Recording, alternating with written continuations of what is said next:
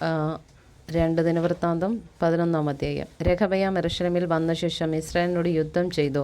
രാജത്വം രഹബയാമിന് വീണ്ടുകൊള്ളേണ്ടതിന് യഹൂദയുടെയും ബെന്യാമീന്റെയും ഗൃഹത്തിൽ നിന്ന് ശ്രേഷ്ഠ യോദ്ധാക്കളായ 180,000 പേരെ ശേഖരിച്ചു.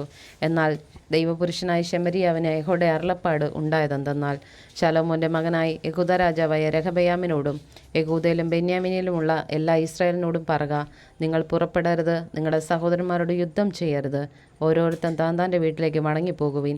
ഈ കാര്യം എൻ്റെ ഹിതത്താൽ സംഭവിച്ചിരിക്കുന്നു എന്നീ പ്രകാരം യഹോവ അരുളി ചെയ്യുന്നു. അവർ യഹോവയുടെ അരുളപ്പാട് അനുസരിക്കുകയും യൊരോബെയാമിൻ്റെ നേരെ ചെല്ലാതെ മടങ്ങിപ്പോവുകയും ചെയ്തു. രഹബയാം യെരൂശലേമിൽ പാർത്ത് യഹൂദയിൽ ഉറപ്പിനായി പട്ടണങ്ങളെ പണിതു.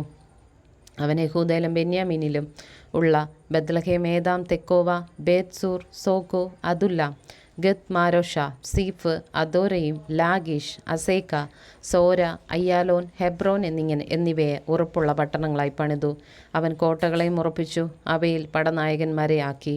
ഭക്ഷണ സാധനങ്ങളും എണ്ണയും വീഞ്ഞും ശേഖരിച്ചു വെച്ചു. അവൻ ഓരോ പട്ടണത്തിലും വൻ പരിചകളും കുന്തങ്ങളും വെച്ച് അവയെ നല്ലവണ്ണം ഉറപ്പിച്ചു. യഹൂദയും ബെന്യാമീനും അവൻ്റെ പക്ഷത്തുണ്ടായിരുന്നു. എല്ലാ ഇസ്രായേലിലുമുള്ള പുരോഹിതന്മാരും ലേവ്യരും സകല ദിക്കുകളിൽ നിന്നും അവൻ്റെ അടുക്കൽ വന്നു ചേർന്നു.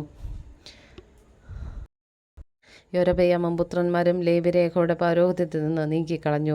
താനുണ്ടാക്കിയ പൂജാഗിരികൾക്കും മേശവിഗ്രഹങ്ങൾക്കും കാളക്കുട്ടികൾക്കും വേറെ പുരോഹിതന്മാരെ നിയമിച്ചതുകൊണ്ട് ലേവ്യർ തങ്ങളുടെ പുൽപ്പുറങ്ങളും അവകാശങ്ങളും വിട്ടൊഴിഞ്ഞ് യഹൂദയിലേക്കും യെരൂശലേമിലേക്കും വന്നു.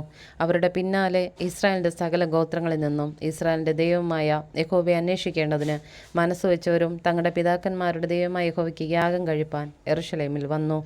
ഇങ്ങനെ അവർ 3 സംവത്സരം ദാവീദിൻ്റെയും ശലോമോൻ്റെ വഴിയിൽ നടന്നു. 3 സംവത്സരത്തോളം യഹൂദ രാജ്യത്തിന് ഉറപ്പുവരുത്തുകയും ശലോമോൻ്റെ മകനായ രഹബയാമിനെ ബലപ്പെടുത്തുകയും ചെയ്തു. രഹബയാം ദാവീദിൻ്റെ മകനായ യെരീമോത്തിൻ്റെ മകളായ മഹലാത്തിനെയും ഇഷായിയുടെ മകനായ ഏലിയാവിൻ്റെ മകളായ അബീഹൈലിനെയും വിവാഹം കഴിച്ചു. അവൾ അവന് യയൂഷ്, ശെമര്യാവ്, സാഹം എന്നീ പുത്രന്മാരെ പ്രസവിച്ചു. അവളുടെ ശേഷം അവൻ അബ്ശാലോമിൻ്റെ മകളായ മയഗയെ വിവാഹം കഴിച്ചു. അവൾ അവന് അബിയാവ്, അദ്ദായി, സീസ, ഷെലോമീത്ത് എന്നിവരെ പ്രസവിച്ചു. രഹബയാം തൻ്റെ സകല ഭാര്യമാരിലും വെപ്പാട്ടികളിലും വെച്ച് അബ്ശാലോമിൻ്റെ മകളായ മയഗയെ അധികം സ്നേഹിച്ചു. അവൻ 18 ഭാര്യമാരെയും 60 വെപ്പാട്ടികളെയും പരിഗ്രഹിച്ചിരുന്നു. 28 പുത്രന്മാരെയും 60 പുത്രിമാരെയും ജനിപ്പിച്ചു. രഹബയാം മയഗയുടെ മകനായ അബിയാവെ രാജാവാക്കുവാൻ ഭാവിച്ചതുകൊണ്ട് അവനെ അവൻ്റെ സഹോദരന്മാരെ തലവനും പ്രധാനിയുമായി നിയമിച്ചു. അവൻ ബുദ്ധിയോടെ പ്രവർത്തിച്ചു. യഹൂദയിലെയും ബെന്യാമീനിൻ്റെയും ദേശങ്ങളിലൊക്കെയും ഉറപ്പുള്ള പട്ടണങ്ങളിലേക്കെല്ലാം തൻ്റെ പുത്രന്മാരൊക്കെയും പിരിച്ചയച്ചു. അവർക്ക് ധാരാളം ഭക്ഷണ സാധനങ്ങൾ കൊടുക്കുകയും അവർക്ക് വേണ്ടി അനവധി ഭാര്യമാരെ അന്വേഷിക്കുകയും ചെയ്തു.